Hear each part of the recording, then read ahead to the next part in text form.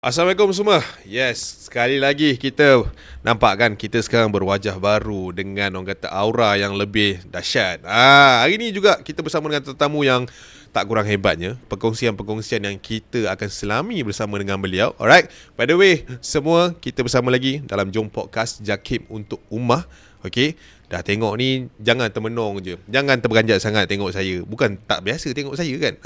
So guys, teruskan tugas anda. Tekan like siap-siap. Ruangan komen tu untuk awak. Jangan lupa share video-video ataupun info-info yang kita akan kongsikan juga kepada anda semua, yang mana terinspirasi, yang mana boleh diguna pakai dalam kehidupan awak. Boleh kongsi-kongsi. And jangan lupa juga tekan button subscribe dekat situ untuk kita boleh teruskan dengan konten-konten yang menarik. Okay, kita tak nak buang masa banyak-banyak lah.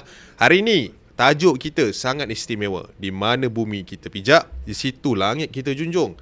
Bila kita dengar pasal pepatah ni, kita selalu dengar lah kan daripada sekolah, kehidupan seharian. Tapi adakah kita implementkan pepatah ini dalam hidup kita sendiri? Yang itu kita nak borak dengan ustaz kita hari ini. Kita nak bercerita dengan dia tentang pepatah ini, ataupun mungkin kita nak selami sendiri tentang macam mana kita membawa diri kita sebagai seorang Islam dekat mana saja kita berada. Dan hari ini kita kenalkan bersama dengan kita Ustaz Zulfazli. Ya, saya. Ustaz, sihat Ustaz? Sihat, Alhamdulillah. Okay Ustaz, saya nak tanya Ustaz lah. Okay. Soalan pertama saya ni simple Ustaz. Ustaz nervous tak? Nervous sebab first time jumpa orang baru. Okay. Itulah, ini kali pertama kita jumpa Ustaz. Kali pertama, ya. Okay Ustaz, saya Ashraf Ustaz. Okay, alright. So tadi kita ada bual-bual sikit Ustaz, sebelum kita start podcast. Ustaz ni podcast pertama ke ataupun pernah join forum? Sebelum ni ada forum jugalah. Ada forum ni mungkin podcast pertama dengan Jakim. Dengan Jakim. Mungkin yang kat luar ada juga. Okay. Podcast kat luar ada lah. Tapi untuk Jakim ini yang pertama. Terima kasih lah dengan jemputan tu kan. Alright. Terima kasih untuk Jakim juga sebab adakan Jom Podcast kan. Okay. So Ustaz, sebelum kita nak selami lebih banyak lah, macam kita tahu hari ni kita punya topik adalah satu pepatah yang tak asing sebenarnya. Bukan pepatah baru Ustaz. Itu pepatah lama tu. Kan pepatah memang sebelum ni dah diguna pakai kan. Okay Ustaz, mungkin soalan saya lah berkenaan dengan di mana bumi dipijak, di mana bumi dipijak, di situ langit dijunjung. Okay Ustaz, sebagai seorang Muslim, kan kita tahu kita ni akan ke culture budaya yang berlainan, lain tempat, lain sudut pandang. Kan, pada pandangan Ustaz sendirilah, sebagai seorang Islam ataupun pengalaman Ustaz sendiri, macam mana kita nak menjaga diri kita Ustaz supaya tidak ke arah yang tidak sepatutnya? Pandangan peribadi Ustaz. Okey, Ashraf, terima kasih dengan soalan tu. Tajuk yang kita nak bincang pagi ni tentang di mana bumi dipijak, di situ langit dijunjung. Kan, sebenarnya pepatah Melayu lama. Cuma dia boleh diadaptasi dengan unsur Islam. Kan? Maksudnya kita sebagai seorang Muslim, di mana saja kita berada, kan, sebagai khalifah di muka bumi. Betul. Kan, apa jua yang kita buat itu, tempat duduk kita itu adalah tempat untuk kita menjunjung perlembagaan ataupun Al-Quran itu sendiri. Dan sebagai seorang Muslim, kita memang terikat dengan hukum hakam Islam. Kan, kita terikat dengan syariat dan juga arahan daripada Allah SWT kan, melalui kalam wahyunya. Dan dalam istilah menjunjung itu ialah kita sentiasa membawa kebaikan kepada diri dan masyarakat lah. Itu sebagai intro lah. Faham. So maknanya two ways Ustaz kan, untuk diri sendiri, untuk ummah dan agama kita jugalah. Okay, alright. Okay, mungkin penonton-penonton kita agak terperanjat lah. Awal-awal Ashraf ni dah bagi Ustaz soalan macam tu. Sebab saya yakin ada di antara adik-adik kita yang first time dengar pepatah ni Ustaz. Kan, mungkin dia orang macam pepatah tak pernah dengar pun. Tak pernah dengar kan? Kan? So bila kita bagi tahu, ini intro dia lah. Okay, tapi kita nak berkenalan juga dengan Ustaz sebenarnya. Okay Ustaz, boleh tak Ustaz bagi tahu sekarang ni Ustaz dekat bahagian mana ataupun apa skop kerja Ustaz yang sekarang ni, yang terkini? Yang terkini. Okay, sekarang ni saya bertugas di bahagian penyelarasan, penguasaan dan pendakwaan syariah. Okay, BPPS. Kalau kat Jakim kita senang nak sebut B-triple-PS. Itu antara nama yang susah nak sebut kan. Okay. Banyak P lah. Banyak P. Tugas saya dekat BPPS ni sebagai penolong pengarah kanan. Okey. Dan antara fungsi BPPS ni ialah kita membangunkan SOP khususnya kepada pegawai penguatkuasa dan juga kepada pegawai pendakwa di negeri-negeri lah. Okey. Itu antara main core kepada BPPS. Dan kita menyelaras dari sudut pelaksanaan latihan kepada pegawai penguatkuasa lah di negeri-negeri. Itu skop yang BPPS laksanakan lah. Okay. So itu yang terkini lah terkini untuk Ustaz lah. Alright, okay. So untuk capai ke tahap tu Ustaz, saya tahu, saya sure lah mungkin tidak semudah itu. Pengalaman mesti lebih daripada 10 tahun sebelum sampai ke ni. Ustaz berapa tahun dah? Saya setakat ni kalau ikut tahun ni, Aha. tahun ke-19 saya berkhidmat di JAKIM. Tahun 19 Ustaz Ya. So maknanya saya sekolah rendah, Ustaz dah start kerja Dah start kerja. Tak cakap Ustaz tua, langsung tak ada. Tapi Maintain Ustaz, maintain. Saya Okay. kalau Ustaz suruh teka umur tadi, saya cakap mungkin Ustaz tua saya 2 tahun, 3 tahun. Mungkin. Kan? Alright, okay. Okay. Alright. So tadi kita dah tahu skop Ustaz yang terkini. Okay. Boleh tak Ustaz cerita macam mana Ustaz, ni kita nak kongsi sikit tentang career Ustaz lah. Okey, boleh. Starting dia kat mana Ustaz? Maksudnya 19 tahun dulu, start dia apa? Okey. Saya bermula di JAKIM, lapor diri pertama pada tahun 2006. 2006 waktu itu sebagai penolong pengarah di bahagian pengurusan halal. Okey. Dan tugas waktu itu masuk je bahagian halal terus jadi penguatkuasa. Terus Terus. Okey. Dengan kita zeronya apa, kita terus jadi penguatkuasa lah. Okey. Waktu itu untuk enforcement tentang halal lah. Adakah waktu tu Ustaz memang ambil jurusan-jurusan ke arah halal tu ke tak ke? Tak. Waktu tu saya daripada syariah dan ekonomi. Alright. Tapi itulah lumrah kan. Macam kita punya pepatah di mana bumi dipijak, di situlah langit dijunjung. Okay. So manalah kita letak, di situlah kita kena buat kerja. So maknanya Ustaz try independent walaupun bukan dekat dalam bidang yang awal tu lah. Okey. Tadi bila dah masuk ke bahagian halal tadi, Okay. jadi penguat kuasa Ustaz. Ya. Okey, yang ini saya nak tanya sikit lah. Okay. Tapi ini terpulang pada Ustaz. Yang mana Ustaz boleh kongsi, kita kongsikan sama-sama. Okay. Tapi saya akan make sure Ustaz akan dapat kongsi semuanya. Nampak tak gitu. Alright Ustaz. Bila cerita pasal penguat kuasa ni, dan khususnya halal lah. Okay. Dia berkait rapat dengan perniagaan. Okay. Kan, perniagaan ataupun produk-produk yang dihasilkan oleh peniaga-peniaga ataupun usahawan. Okey, soalan saya lah, common sebagai seorang penguat kuasa. Apa sebenarnya aduan biasa yang didengari waktu zaman Ustaz tu lah 19 tahun lepas kan, tentang halal ni, logo ke apa ke, macam mana Ustaz? Okey, waktu tu kita masih dalam keadaan susah nak dapat maklumat. Dan kebanyakan aduan yang dibuat oleh orang awam adalah melalui panggilan telefon. Berbeza sekarang. Sekarang kita boleh guna Facebook, viral kan, sekejap saja. Dulu bila kita buat satu-satu aduan melalui telefon, dan bila kita terima panggilan ataupun aduan tu, kita kena siasat dulu. Kan, biasanya isu utamanya kedai ni ada khinzir. Contoh ataupun ada lebih kurang lah. Kemudian kita kena siasat.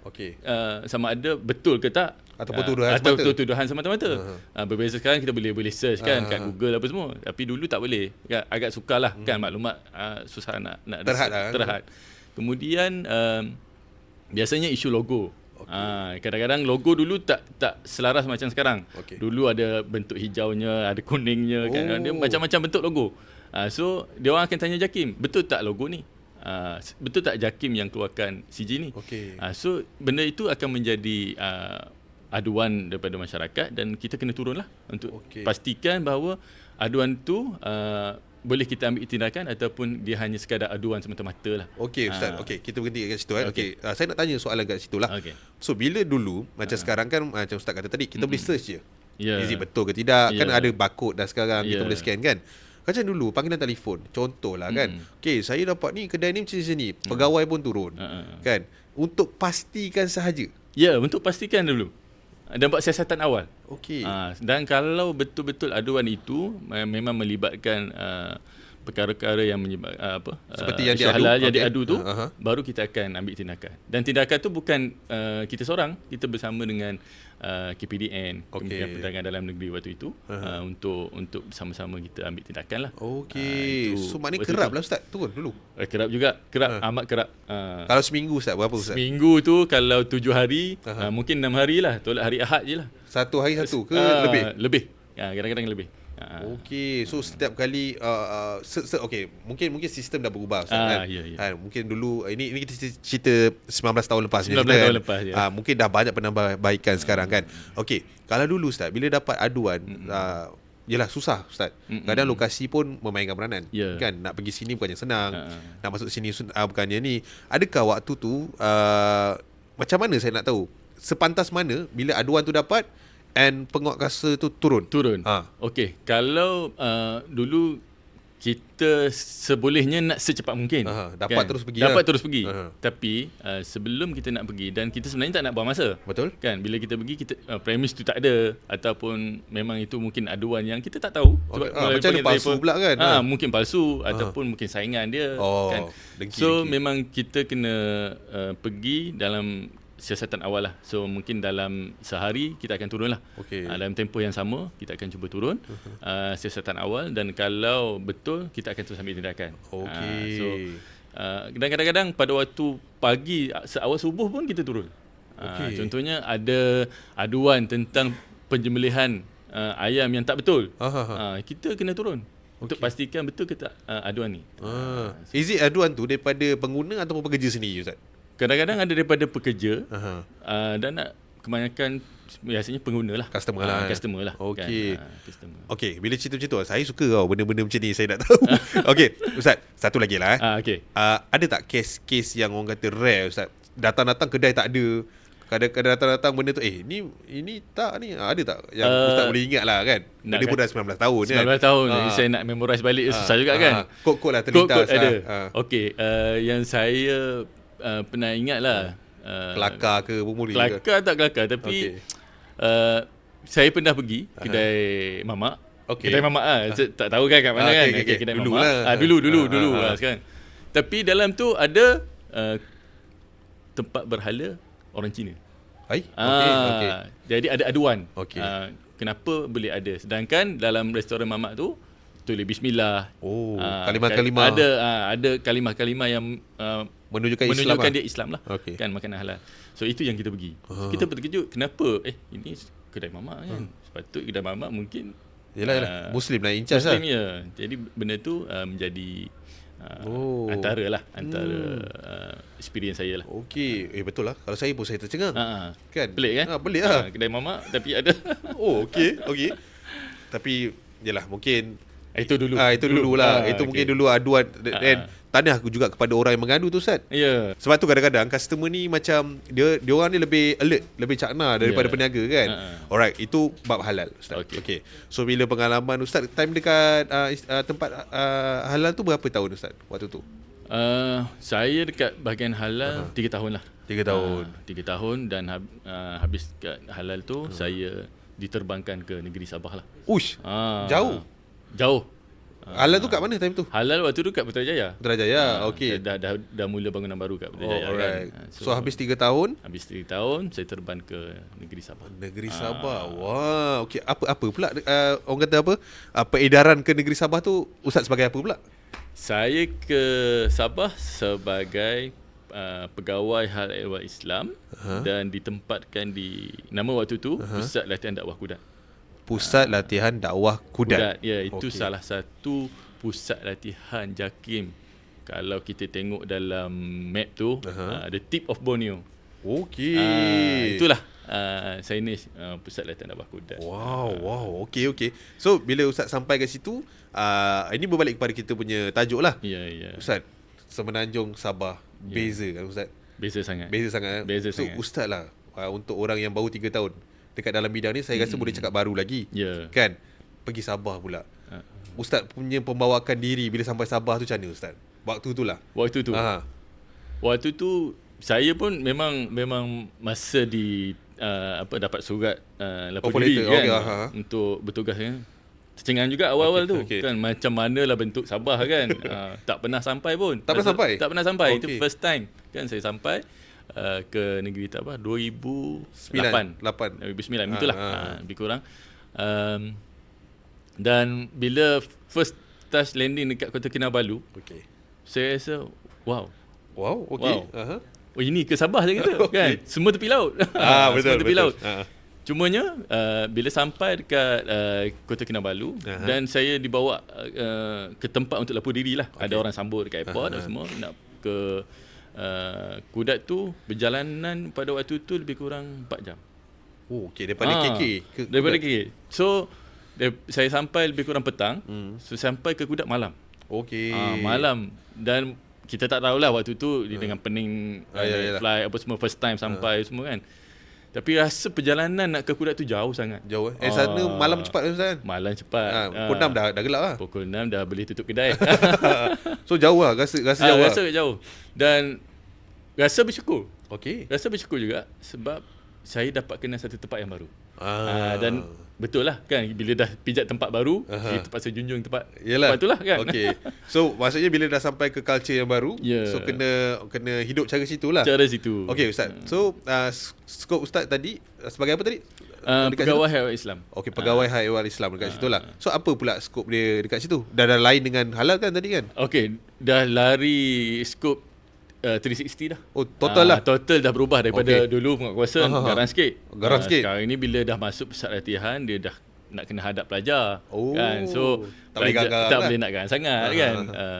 Tapi Ustaz masih garang lah. Tak. Sekarang ni dah tak garang. Dah okey Dah okey. Okey. Okey. Bila dekat pusat latihan dakwah Kudat, saya jadi penyelaras dan juga pegawai Haiwan Islam untuk mengajar lah. Di sana kita mengajar pelajar-pelajar yang mengikuti sijil asas pengajian Islam. Okey, alright. Yang mana mereka ni datang daripada seluruh Sabah. Dan inilah satu-satunya pusat latihan dakwah yang ada di Jakim, di Kudat dan satu lagi di Kiningau. Pusat latihan dakwah Kiningau. So dua tempat ini merupakan pusat bagi melatih anak-anak Sabah yang nak belajar ilmu agama, kan bermula daripada zero to hero lah.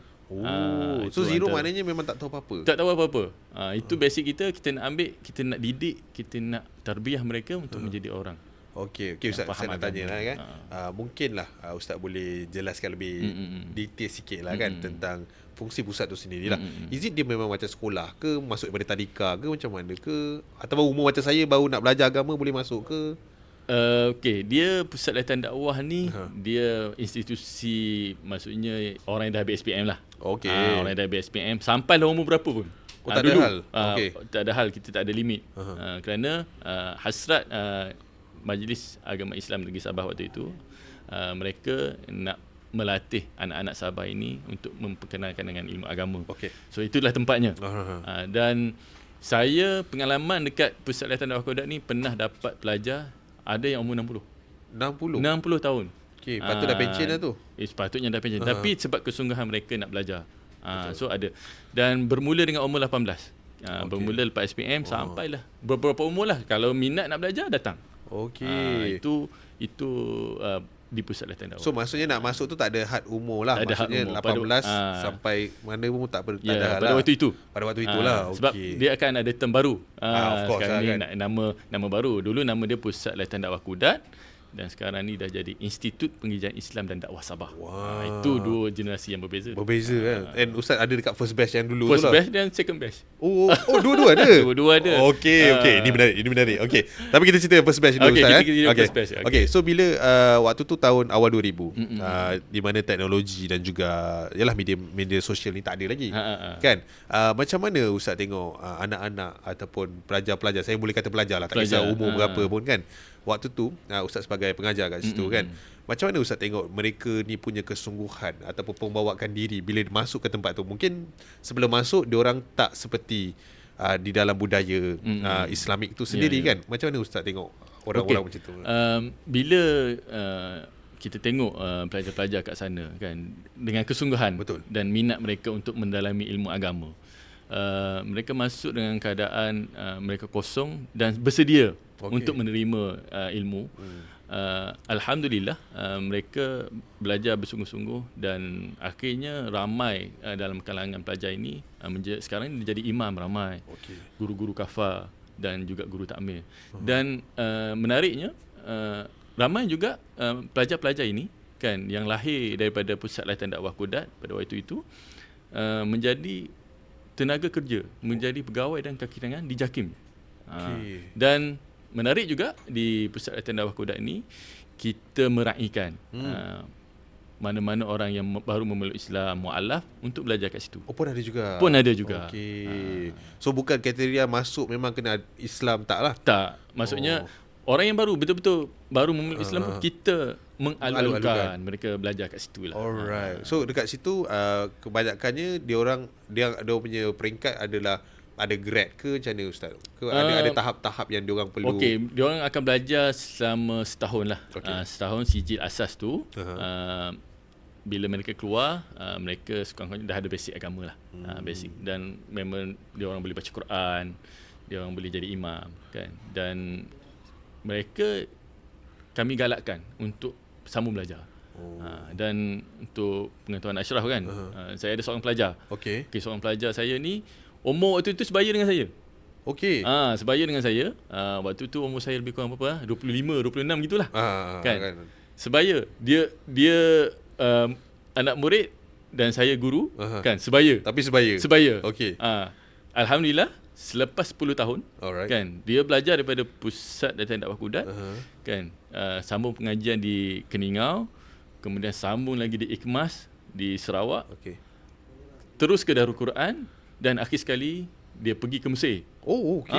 Untuk belajar qiraat. Dan pelik kan? Guru tak hafaz Quran tapi anak murid Al-Hafiz. Dan akhir sekali kan dia menjadi pegawai JAKIM. Mengembang bulu roma saya. Kalau boleh zoom, mengembang bulu roma saya. Daripada zero. Daripada zero. Saya ingat lagi kita ajar dia Iqra dia datang memang kosong. Waktu tu kita rasa budak ni boleh pergi mana kan. Kita sebaya kan, boleh sembang, boleh bercakap apa semua kan. So bila tengok kesungguhan dia untuk belajar tu, masya-Allah, Allah bagi. Kan? Itu perjalanan yang cukup panjang, mujahadahnya yang cukup tinggi. Betul. Akhir sekali dia jadi pegawai dekat JAKIM. Allah. Sekarang ni saya buka sikit lah rahsia, nanti nak korek ke pensyarah kat Darul Quran, nanti boleh cari. Dia sekarang berkhidmat di situ. Di situ. Okey, mungkin yang mana ada dekat sini mungkin boleh komen lah siapa lah kan. Okey, itu inspirasi ustaz. Satu inspirasi yang cukup dahsyat lah ustaz Di mana yalah kita somehow itulah dia kelebihan kita mendalami agama ustaz. Kita tak tahu jalan kita ke mana. Sebelum dia masuk ke situ, dia adalah orang yang mungkin tidak. Dia bukan orang yang belajar agama dan dia pun daripada kalangan kalau kita istilah mudahnya macam mualaf lah. Dia zero, memang zero. Dia orang Sabah Ustaz? Dia orang Sabah. Okey. Saya saja je nak bagi hint korang. Orang Sabah. Dia orang memang Sabah. Masuk kat sana orang Sabah. Betul juga Betul. Okey, alright. So itu antara kisah inspirasi lah Ustaz antara mungkin saya percaya juga ramai lagi lepasan-lepasan daripada sekarang jadi institut kan. Mungkin dah ada kisah masing-masing Ustaz Alright. So yang itu sebagai pengajar dekat Kudat. Lepas tu Ustaz ke mana pula? Okey. Lepas 5 tahun saya kat sana. 5 tahun kan, dapat surat sekali lagi untuk tukar kan. Itulah banyak bumi yang saya dah pijak kan. Pijak di Kudat, kemudian balik semula ke Putrajaya lah. Semenanjung balik ke Semenanjung, ke bahagian dakwah. Bahagian dakwah JAKIM. Dan di bahagian dakwah JAKIM ni saya rasa saya tak lagi sangat daripada tugasan di Kudat. Sebab lebih kepada mengajar. Cuma di bahagian dakwah ni kita banyak program. So program kat bahagian dakwah ni lebih untuk memberi penjelasan, memberi penerangan kepada masyarakat dari banyak level lah. Kan, daripada atas sampailah bawah kan. Daripada korporatnya sampailah ke kampung orang asli pun kita turun. Okey. Itu bahagian dakwah. Okey, so bila cerita pasal skop dakwah ni Ustaz, adakah dakwah ini seperti apa yang somehow kadang bila kita cerita pasal dakwah, mungkin penonton-penonton kita pun kurang clear, kurang jelas macam saya jugalah. Ada yang fikir kita memang kena datang majlis-majlis agama, memang kena one to one session kan. Okey, daripada sudut skop Ustaz lah waktu tu, macam Ustaz kata Ustaz tackle daripada orang asli sampai ke korporat kan. Dia sebenarnya berapa banyak sudut dakwah ni yang perlu ditackle, event-event ke ataupun macam mana waktu tu? Okey, kita tengok dulu konsep dakwah kan. Dakwah ni dia menyeluruh, kan. Dia tidak terhad kepada satu tempat ataupun satu grup ataupun satu site sahaja. Dakwah ni dia amat luas dan terbuka. Betul kan. Dan sebab itu disebut sebagai ud'u ila rabbika bil mau'izatil hasanah kan. Kita berdakwah ni secara terbuka kan. Dengan niat untuk kita mengajak mereka kepada nasihat yang baik dan hikmah yang betul. Dan di bahagian dakwah ni kita fokus kepada semua peringkat. Kan, semua peringkat daripada lapangan operasi kepada orang Islam yang sedia ada, kita bagi penerangan, ataupun kita buat street dakwah atau perjumpaan dengan masyarakat mungkin di pedalaman kan. Kita buat karnival, kita nak mendekatkan masyarakat, bukan terhad hanya dengan ceramah. Kita tak ada forum, tidak. Kita mungkin ada aktiviti. Kan, mungkin aktiviti tu ada pertandingan kan, pertandingan azan, kita ada kuis. Perkara-perkara itu yang kita buat di bahagian dakwah lah. Dan paling menarik juga di bahagian dakwah ni kita santuni dakwah bilhal. Dakwah bilhal ni kita akan melawat rumah-rumah hospital kan, untuk melawat orang sakit. Itu juga satu dakwah yang kita buat. Okey, tadi Ustaz ada kata bahagian dakwah korporat. Itu macam mana pula Ustaz? Orang swasta ke, T20 ke, bila cerita pasal korporat ni kan itu terms-terms kan. Dakwah korporat ni kalau kat JAKIM kita ada satu sekretariat. Dia panggil sekretariat dakwah korporat. Kan. Dalam sekretariat tu banyak syarikat-syarikat JLC yang berada di Malaysia ini join SDK. Dia disebut istilah dia SDK, sekretariat dakwah korporat. Mereka ni join sebagai satu CSR. CSR mereka untuk menyantuni masyarakat. Dan banyak aktiviti lah. Mereka turun ke perkampungan kan, ke kampung orang asli untuk sama-sama memberi penerangan tentang Islam itu sendiri dan menonjolkan keislaman itu dari sudut dunia korporat. Dan bukan hanya terhad mereka berada di syarikat sajalah, tapi mereka turun ke lapangan. Approach lain lah. Approach yang berbeza. Mungkin approach kita sebagai ustaz, kita ceramah. Tapi approach mereka sebagai dakwah korporat, mereka turun memberi bantuan, memberi bimbingan, khususnya kepada anak-anak di perkampungan, untuk mereka mungkin menceburi bidang yang lebih luas lah. Senang cerita boleh mendekatkan lagi kan jurang itulah Ustaz. Okey Ustaz, ini masih lagi dengan pengalaman Ustaz sendiri lah. Bila dekat bahagian dakwah ni Ustaz ada turun padang juga? Ya, saya banyak kali saya turun padang.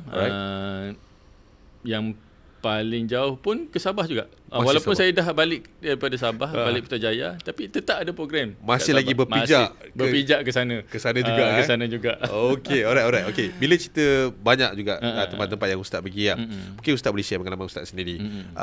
Turun ke lapangan yang mungkin Ustaz tak boleh lupa. Orang-orang yang Ustaz approach, yang Ustaz rasa macam bila cerita pasal dakwah ni lah. Cerita pasal dakwah kan. Tak kira kat mana kan? Tak kisah. Okey. Satu pengalaman dakwah yang saya turun, kita pernah turun program Ihya Ramadan. Di satu tempat di Sabah lah. Bulan Ramadan Bulan Ramadan. Satu tempat, itulah kali pertama kita turun dan mereka menunaikan solat sunat tarawih kali pertama. Di tempat itu? Di tempat itu. Sebab apa?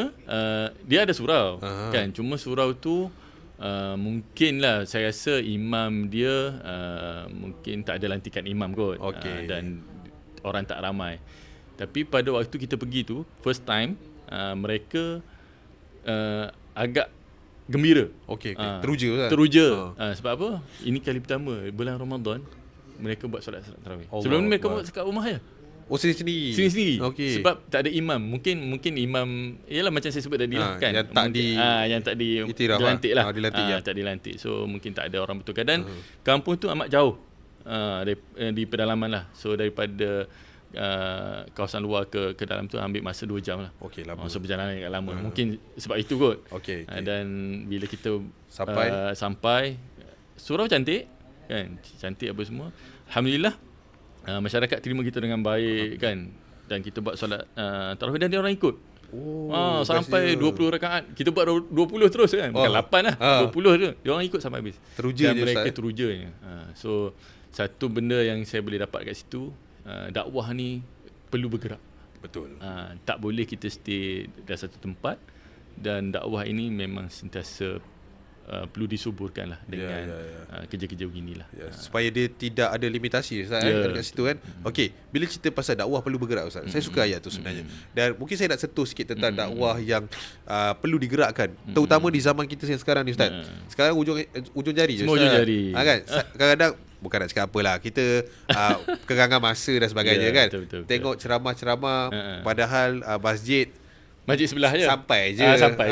Tengok live. Mungkin waktu tu kita nak cari dakwah-dakwah ataupun kita nak perlukan info-info tentang Islam ni, TikTok ada dah, Ustaz. Media masa yang lain. Okey. Waktu tu lah, Ustaz. Zaman tu saya rasa 2011 kan. Ustaz kat situ kan. Dengan sekarang mungkin dah 10 tahun beza dia. Macam mana pandangan Ustaz sendiri sebagai seorang yang pernah turun padang, yang banyak mendekati masyarakat, tapi sekarang dah ada media masa. Adakah benda tu menjurangkan? Kan? Adakah orang dah tak payah turun masjid dah, tengok live pun dah okey dah? Dah okey dah. Pada Ustaz lah sendiri. Okey. Sebenarnya sekarang ini memang agak nampak jauh lah kan, dari sudut cara penyampaian dakwah. Dan kita tak boleh nafi penggunaan media sosial ni adalah satu ruang yang perlu dimanfaatkan oleh semua pendakwah-pendakwah menyampaikan dakwah mereka.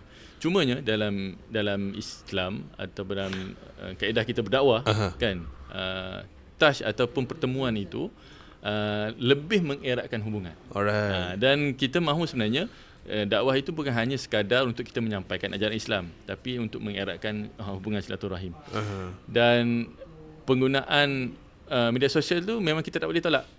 Tapi kita perlu juga turun ke lapangan untuk berjumpa. Dan kita takut juga kadang-kadang bila kita tengok di media sosial, kadang-kadang dakwah yang disampaikan ataupun ajaran yang disampaikan tu mungkin ambil separuh-separuh. ChatGPT je. ChatGPT ke apa kan, semua dikorek kat situ kan.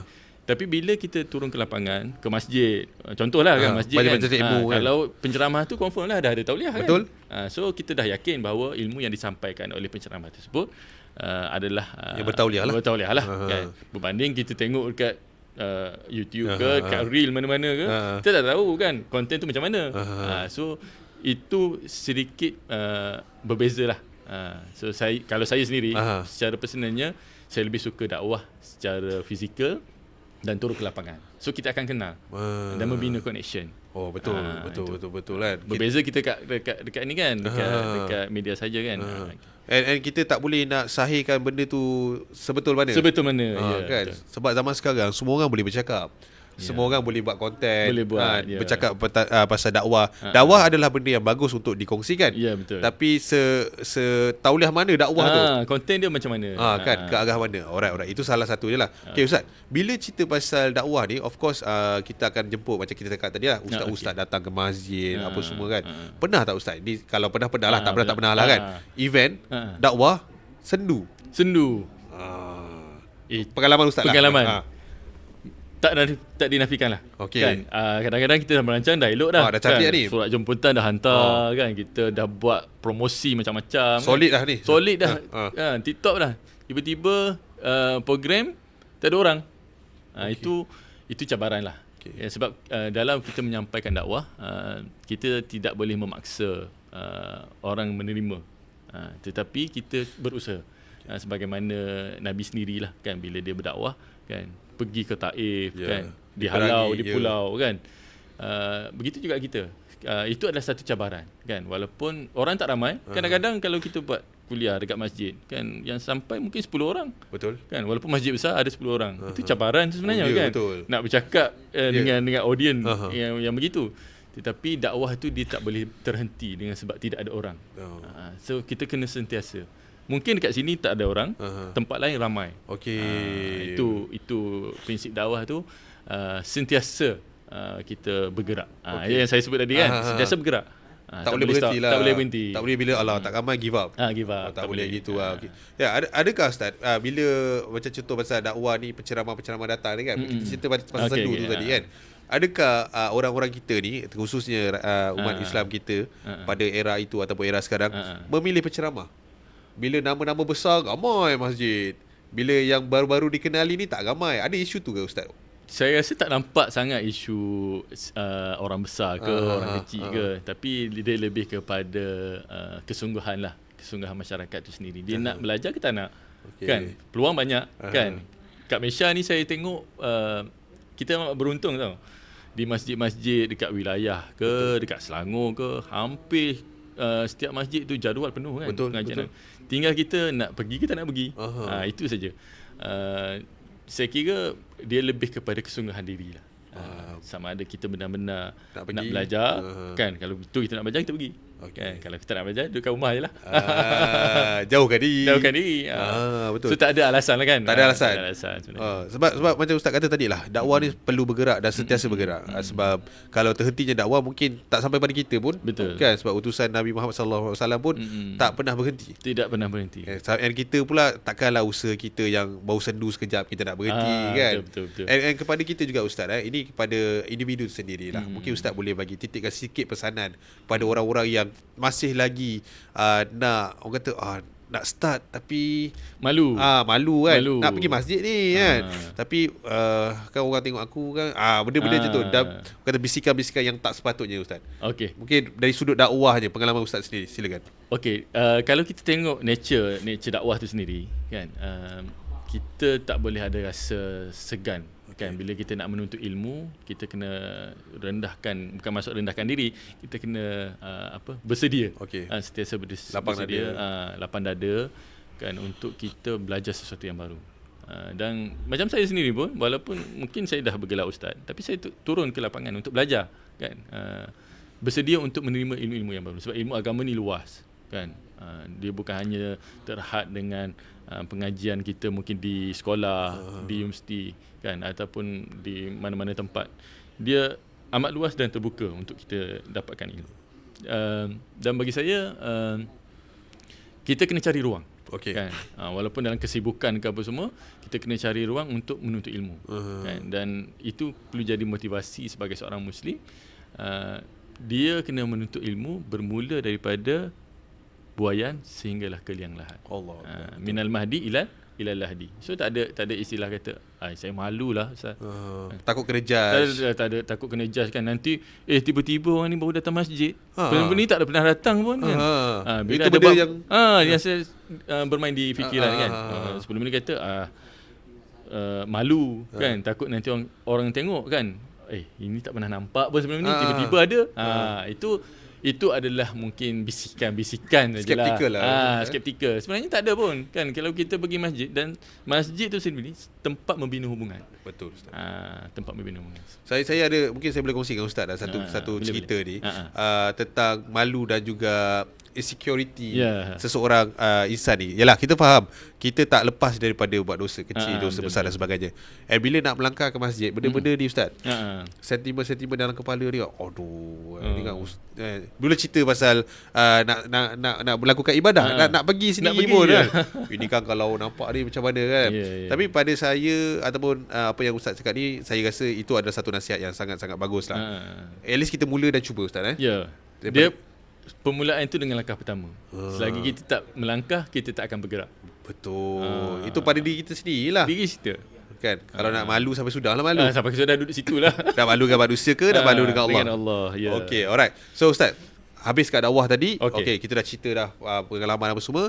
Tadi Ustaz kata ada part 2 dekat part kedua. Kat kedua. Adakah lepas dakwah ni Ustaz patah balik? Lepas saya dekat bahagian dakwah di Putrajaya, saya terima surat kali yang kedua. Masih lagi rupanya dia punya hubungan connection jodoh tu, jodoh dengan Kudat tu tinggi kan. Okey. Kali yang kedua saya bertugas untuk melapor diri di Kudat itu sebagai pengetua lah. Okey. Tapi tu dah jadi institusi dah. Ada jadi institusi. Okey. Institut Pengajian Islam dan Dakwah. Alright. Nama baru. Nama baru. So kita pergi bawa nama baru. Alright. Dan mungkin image yang baru lah.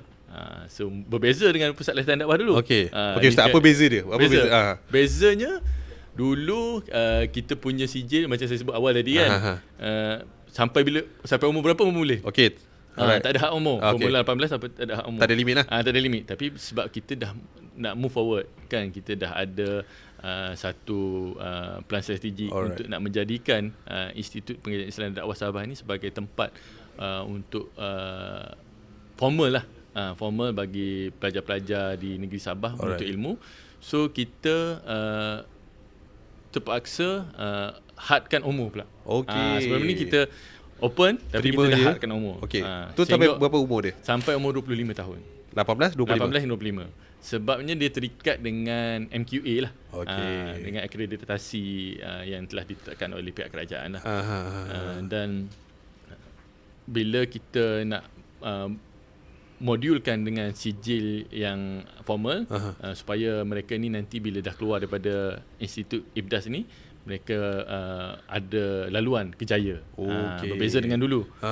Dulu mungkin boleh sama kat mana-mana, tapi kita nak ada mereka ada laluan kerjaya. Itu perubahan lah. Kalau macam dulu macam lebih kepada langkah awal lah. Langkah awal. Yang ini dah terus buka peluang.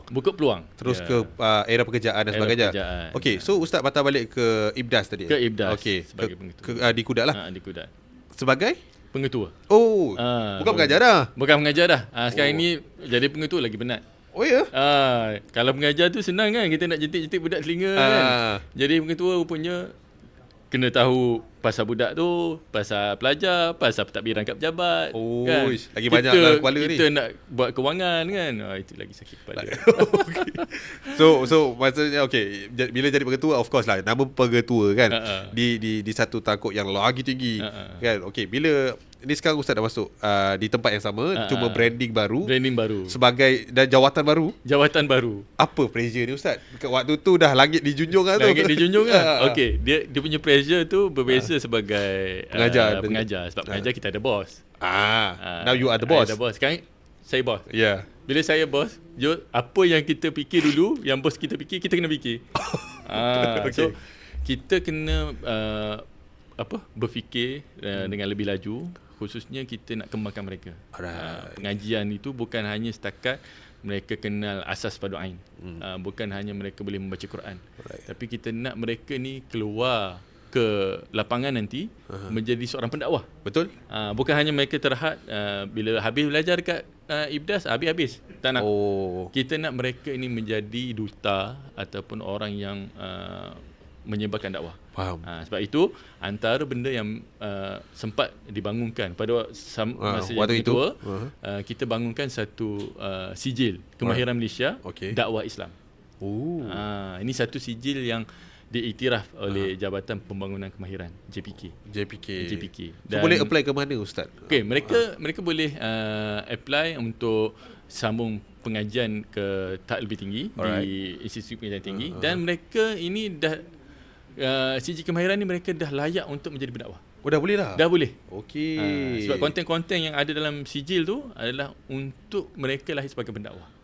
Kalau dulu mungkin mereka belajar, kan mereka terhenti ataupun hanya sekadar guru kafar ataupun sekadar imam. Perlu sambung lagi untuk meneruskan. Ini mereka dah boleh masuk ke lapangan sebagai pendakwah. Dengan sijil tu tadi lah. Okey. Betul lah, dia satu level yang berlainan. Dah berubah. Okey. Alright Ustaz, ini dari sudut pandang seorang pengetua pula kan. Dulu mungkin bila jadi pengajar yang perlu dijaga adalah pelajar. Okey, bila dah jadi pengetua kena jaga pengajar dan juga pelajar kan. Ini adalah satu level yang lain kan. Stres yang lain. Okey. Ini mungkin satu soalan saya yang agak saya tak adalah kata sensitif, cuma ni saya nak masuk ke dalam institusi itu sendirilah kan. Sebagai seorang pengetua lah Ustaz. Umur 18 ke 25 ni adalah waktu umur darah panas. Ligat lah masing-masing kan. Saya percaya emosi dan juga perangai manusia ni lain-lain.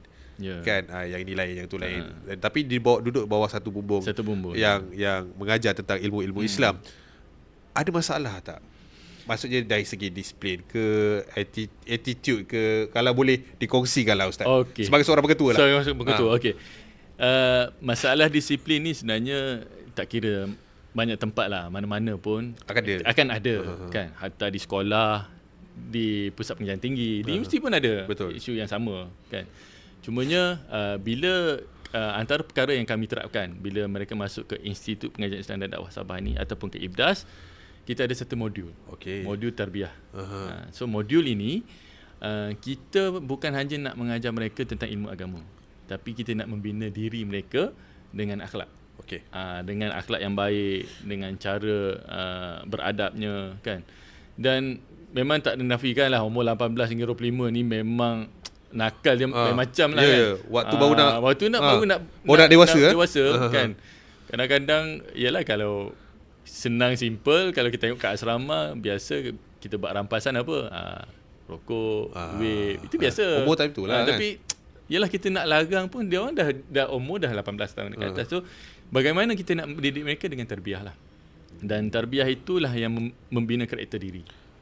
Dengan modul-modul yang kita tekankan, yang kita bina, mereka akhirnya berjaya keluar dengan akhlak yang baik lah. Saya pujilah mereka. Masuk mungkin dia orang tak pernah belajar agama. Betul. Tapi bila dia keluar, dia membawa wajah yang baru. Satu image yang berlainan. Satu image yang berlainan. Untuk IBDAS sendiri dan juga untuk individu itu sendiri kan Ustaz kan. Ya, betul-betul. Saya rasa itu jawapan yang betul lah Ustaz kan. Mana ada tempat tak ada masalah disiplin? Ada. Kan. Umur time tu lagi lah. Itu belum cerita lain-lain lah. Yang tu saya simpan lah. Saya faham Ustaz. Saya faham. Itu antara masalah-masalah dia lah. Umur muda. Faham sendiri. Faham lah. Okay. Alright. Bila cerita pasal institusi tu kan, ada tak pelajar-pelajar yang mungkin ini saya recap jugalah masa waktu Ustaz pengajar dan juga pengetua lah. Ada tak pelajar yang Ustaz jumpa balik sekarang dia, terima kasih Ustaz, saya ni, saya tu, dan jumpa balik Ustaz jadi pengajar selain daripada yang tadi itulah Ustaz share. Ada tak lagi pelajar-pelajar yang sebegitu? Ke dia orang dah lupa dah? Dia orang ni satu benda yang menarik kita sebagai pengajar, sebagai guru kan, dan juga sebagai pengetua kan, bila pada seronok bila saya pergi Sabah, hampir seluruh kat negeri Sabah tu ada anak murid. Dan kadang-kadang pun saya nak cam tak cam. Saya cam, tapi anak murid dia akan kenal guru dia, of course lah kan. Tapi kadang-kadang daripada jauh kan, kita berjalan dekat KK ke apa ke, tiba ustaz memanggil kita, sudah siapa pula panggil kan. Kita kalau boleh nak cover diri kita ni, bukan boleh jangan orang tahu kita ustaz kan. Kalau boleh lah. Kalau boleh. Tapi itulah fitrahnya.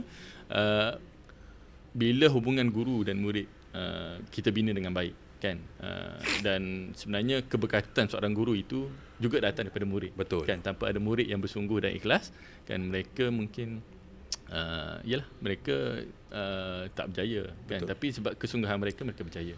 Dan keberkatan murid kepada guru ialah sebab gurunya. Betul. So dua-dua memain peranan. So hubungan tu ada. Tu ada lah. Sebab itu saya seronok sebenarnya kan, walaupun sebagai pengajar, walaupun sebagai pengetua, tapi membina hubungan tu yang paling penting. Alright. Okey, betul lah tu. Maknanya ustaz famous lah dekat Sabah ni. Tak, famous tu tak adalah famous, tapi pasal orang kenal lah. Orang kenal lah. Maksudnya kalau contoh saya nak buat apa-apa program kan, nak turun dakwah program apa semua, kita carilah nama anak-anak murid yang ada. Kita ada teknologi sekarang ni, senang. Grup WhatsApp. Setiap batch tu ada grup WhatsApp. Okey. So senang. Okey, siapa available kan? Siapa available, Ustaz nak turun. Ustaz nak sewa kereta. So senang je. Contact je. Betul lah. Bila Ustaz kata tadi, it's about connection. Kan? Kalau Ustaz tak buat connection tu, mana nak dapat? Kan, benda ni mudah sebenarnya. Okey Ustaz, mungkin saya nak sentuh lagi. Ini tentang sedikit lah isu semasa Ustaz. Saya tak sure lah Ustaz tengok ke tidak tentang sekarang pasal seorang murid yang mencabar seorang guru tu. Sampai nak orang kata nak bersentuhan fizikal lah Ustaz kan. Ada video tu viral lately ni sebagai sudut pandang pengajar, dan Ustaz pun dah pernah jadi pengetua. Saya ada satu terms yang bila terutamanya bila cerita pasal dakwah dan juga Islam ni Ustaz kan, kena orang yang sporting. Bila cikgu terlebih sporting, nanti orang kata boleh jadi pijak kepala. Garang sangat pula murid-murid akan cepat nak lari. So macam mana kita sebagai seorang pengajar ataupun pengetua sendiri nak make sure benda tu balance untuk murid tu dapat orang kata apa, chemistry yang Chemistry. baik dengan seorang guru dan juga pelajar? Okey, sebagai seorang guru kan, kita pastinya kita nak memberi didikan kepada anak murid kita bil hikmah.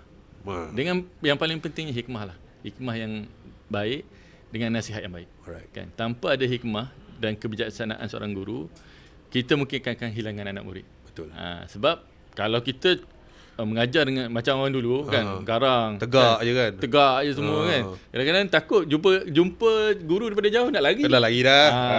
Dan, tapi sebab kita nak bina hubungan kan. Bila nak membina hubungan ini, kita sebagai guru kena cuba untuk selami anak murid. Dan anak murid juga dia kena ada adab dia. Menjaga adab tu paling penting dengan guru. Yes. Walau macam mana pun, contohnya sekarang ni macam saya sebut tadi kan, anak murid saya dah jadi pensyarah kan, sebaya dengan saya kan, tapi bila jumpa dia, maaf cakap lah, dia rendahkan diri dia, walaupun sebaya kan. Kadang-kadang malu kan, dia salam cium tangan lagi. Kata ustaz, tak apa ustaz, kita sekarang dah sama level. Dulu mungkin saya guru, ustaz murid, tapi sekarang kita kira sama je lah. Sampai begitu, maksudnya Ustaz yang segan kan? Saya pula segan.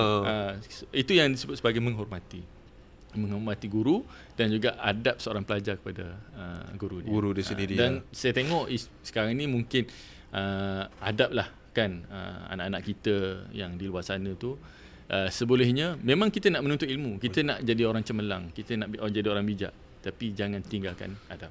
Jangan tinggalkan adab. Okey. Sudut pandang seorang pengetua pula. Bila ada masalah-masalah disiplin melibatkan anak-anak murid dan mak bapak tak akui. Tak. Anak saya kat rumah okey. Tapi kenapa kat sini tak kala dia macam ni? Macam mana ustaz? Maksudnya mungkin pesanan kepada ibu bapa untuk lebih cakna. Okey. Mungkin anak dekat rumah pijak sebut pun tak mati. Dekat sekolah dia lah kapla. Contohlah kan. Bila pergi sana dia pijak semut, mati semua. Itu memang berlaku lah. Kan. Bagi saya sebagai seorang ibu dan saya ibu bapa, dan saya pun ada anak-anak yang belajar dekat asrama kan, sebagai parent, kita perlu memberi kepercayaan. Kan, kita tahu memang kadang-kadang ibu bapa takut kan, anak pergi hantar jauh kan, apa dia orang buat kan, terpengaruh ke apa semua kan. Kat rumah memang kita tengok baik kan, tapi kita perlu memberi kepercayaan kepada guru kan. Bagaimana guru dulu membimbing kita, begitulah kita perlu beri kepercayaan kepada guru anak-anak kita. Sebab guru ni dia tak akan train anak dia untuk jadi tidak baik. Betul. Dia akan train ataupun latih bimbing kepada lebih baik. So kepercayaan itu tinggi. Mesti ada. Untuk bentuk jati diri yang lain. Ya. Okey. Bukan nak kata suruh jangan percaya anak tu langsung. Bukan. Dan bukan kata nak kata apa, guru tu kita nak percaya 100%, tapi perlulah kita rasa hormat juga kan. Dan kita pun berharap dengan memberi kepercayaan ini, anak kita akan menjadi lebih baik. Itulah dia. Maknanya daripada rumah ke sekolah, dua-dua kena mainkan peranan dan kerjasama yang baik, ustaz. Betul. Alright, okay. So habis pengetua, ustaz. Ni dah berapa tahun dah ni? Saya rasa 9 tahun. 9 tahun dah. Maksudnya daripada start sampai ke dah berapa tahun dah? 2008 dah tadi start. 2008 sampailah pengetua tadi last 2022 saya balik.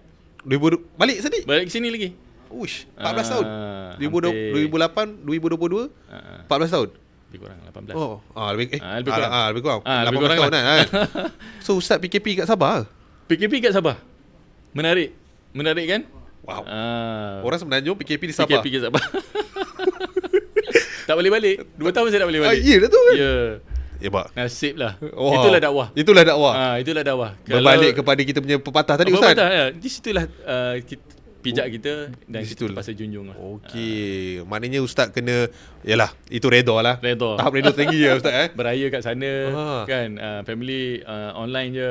Maknanya ustaz seorang-seorang sana? Tak. Maksudnya dengan keluarga lah. Dengan family. Family dekat sini lah. So adik-beradik semua. Sedih je saya dengar. Okey. Itu pencabaran dia juga, pengalaman. Dahsyat. Okey ustaz, habis pengetua. Okey. Ustaz balik ke sini balik. Okay. Is it ini position yang lepas tu? Position sekarang ni, lepas balik daripada Sabah, saya ditempatkan di bahagian penyelesaian penguasaan dan pendakwaan syariah. Okey. Sebenarnya satu bidang baru. Dah lain lagi. Yang lain lagi sebab dulu daripada halal kan, kemudian masuk dakwah. Lamalah dakwah tu, kira lama kan. Tiba-tiba masuk undang-undang pula. Jauh. Is it is it yang ni semua yang Ustaz lalu lah sebagai dakwah halal ni semua dikonkludkan menjadi undang-undang ke tak ada langsung? Tak juga. Tak ada juga. Saya zero. Kalau tanya saya enactment, malu saya nak tanya. Saya nak jawab. Okey. So maknanya Ustaz masuk bidang yang terbaru ni Yang baru. kosong lah. Kosong. Tapi sebagai seorang pegawai, tak kira lah di mana kita ditempatkan, kan, kita cuba untuk belajar. Betul. Memang tak nafikan susah, kan. Masuk-masuknya saya kena belajar akta. Itu sebenarnya benda yang saya paling tak suka dulu. Undang-undang ni. Akta, enactment, nak hafal satu-satu kan. Tapi ditakdirkan, ditempatkan di situ dan saya belajarlah. Okey. Kan, belajar macam mana nak baca undang-undang, belajar macam mana. Walaupun tak sehebat orang lain lah. Orang lain mungkin ada degree law, okay. kan, ada kelayakan mereka lah. Mereka lah. Tapi kita cuba buat mengikut apa kemampuan kita lah. Kan? Sebab itu belajar itu penting. Ya, untuk memenuhi skop tu lah kan. Ya. Okey, maknanya Ustaz ni dah tahun ketiga, tahun keempat? Tahun ni tahun kedua. Tahun kedua dah. Tahun kedua. Okay. Susah Ustaz Susah juga. Susah juga. Okey Ustaz, mungkin sikit lah Ustaz, saya rasa mungkin kalau kita nak selami banyak tentang posisi baru Ustaz ni agak sukar dan juga sulit. Sebab mungkin pada pengetahuan saya, dia tidak secara menyeluruh dan tidak menyentuh agensi-agensi lain. Betul. Mungkin secara basic dan asasnya lah Ustaz, peranan ataupun apa yang Ustaz tengah lalui sekarang, yang Ustaz boleh share lah. Saya share secara umum lah kan. Di bahagian BPPPS ni, apa yang kita buat ialah kita cuba bantulah kan di negeri-negeri bahagian penguatkuasaan syariah dan juga bahagian pendakwaan syariah. Kalau di negeri disebut Jabatan Pendakwaan Syariah Negeri lah. So kita bantu mereka untuk menyediakan kompetensi latihan. Supaya pegawai-pegawai penguasa agama yang mana bila mereka menjalankan tugas, mereka ikut SOP yang betul. Sebab kita tengok kat luar sana kan, kecaman pada pegawai penguasa agama kan, khususnya tentang tindakan. Betul. Kadang-kadang lambat, semua. Tak kena di mata masyarakat. Masyarakat. So sebenarnya mereka ini sebenarnya dilatih dan tak dinafikan mereka juga perlu catch up undang-undang lah. So benda ini memang agak sensitif lah kalau nak buka secara terbuka. Saya umum ya. Kan? Tapi dari sudut pelaksanaannya kita membantu mereka menyelaras tindakan ataupun aktiviti yang mereka buat. Okey. Dan selepas itu terserah pada negeri-negeri itu. Ya, terserah pada negeri. Okey. So maknanya position Ustaz sekarang ni lebih kepada assist lah. Assist. Ya, kita assist dan membantu mereka lah. Dan memastikan mereka. Mungkin saya boleh kongsi sikit lah. Kan. Antara benda yang kita assist mereka, kita ada satu SOP lah contoh. SOP mengiringi tahanan kan. Kita tak nak kan kita bila jadi penguatkuasa kan kita suka hati. Asal boleh je tak boleh. Sebab kita sebagai penguatkuasa syariah, betul kan, kena jaga kebajikan, kena jaga tata tertib kita sebagai seorang muslim kan. Title syariah tu sendiri. Title syariah tu sendiri dan cara pembawakan kita tu mestilah berteraskan dengan ajaran Islam.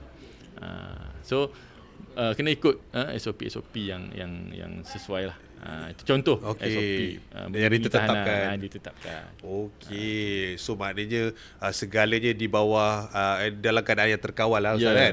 Okey. Sebenarnya kita banyak lagi benda, soalan, pertanyaan, perkongsian yang saya nak share dengan Ustaz. Ustaz, saya seronok sangat Ustaz. Perkongsian Ustaz tadi kan, saya ikut journey Ustaz daripada starting ni dah berbelasan tahun sampai ke sekarang. By the way Ustaz, macam biasalah Ustaz, setiap kali podcast, masalah kita, bukan masalah lah, ada yang cemburu Ustaz. Masa Ustaz. Masa. Tak, korang okey. Masa mencemburui kita Ustaz. By the way Ustaz, InsyaAllah kalau ada rezeki lagi kan, kita boleh berkongsi lagi. InsyaAllah. By the way, saya nak ucapkan terima kasih Ustaz atas semua perkongsian. Salam sikit Ustaz. Okey.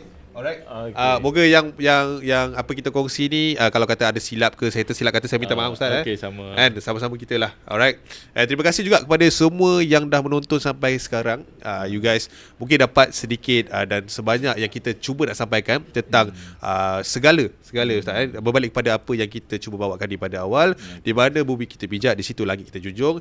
Apa yang kita boleh conclude dekat sini adalah kita boleh nampak dekat mana pun kita diletakkan, macam mana Ustaz Zul kita kejap di Semenanjung, sekejap di Sabah, tapi macam mana kita sesuaikan diri kita, terutamanya daripada ajaran Islam lah, apa yang dibawa oleh Rasul kita, apa yang diturunkan oleh Allah Subhanahu Wa Taala, kita kena bawa sebagai seorang Islam Ustaz. Betul. InsyaAllah ada rezeki kita jumpa lagi di Jom Podcast. Korang jangan lupa kalau nampak mana-mana klip teaser kita dekat semua social media, minta tolong like, share, komen. Sebab itu adalah kuasa awak. Sharekan benda-benda yang baik, sharekan benda-benda yang berilmu dan bermanfaat. InsyaAllah dapat manfaatkan semua orang. Alright, kita jumpa lagi di konten yang akan datang. Jom podcast Jakim untuk Ummah. Assalamualaikum warahmatullahi wabarakatuh. Ustaz Zulfan. Okey. Assalamualaikum. Salam.